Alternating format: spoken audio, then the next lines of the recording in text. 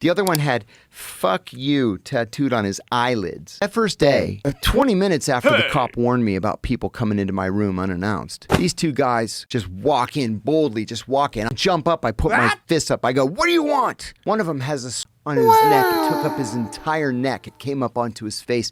The other one had "fuck you" tattooed on his eyelids. So I go, "What do you want?" And the guy says, "You the new guy?" I said, "Yeah, so?" And he says, "You a I said, "No, I'm not a fag." He said, "You a rat?" I said, "No, I didn't have anybody else in my case. I'm not a rat." And he says, "You a I go, "I don't know what that word means." He goes, "Chomo, child I said, "No, I'm not a child And he goes, "Okay, you could sit with the in the cafeteria." And I was like, "Oh, I guess I'm with the now brand." And then the guy across the hall from me was the boss of the Bonanno family. And one day he said to me, I would get the New York Times and he would get the New York Post, and we would trade at the end of each day. He asked me, "Let me ask you something," he says. "Why you sit with those retards in the cafeteria?" I said, "I don't know, Pete. My first day here, they told me to sit with them." He goes, "From today, you're with the Italians." And I said, "Oh, my closest friends."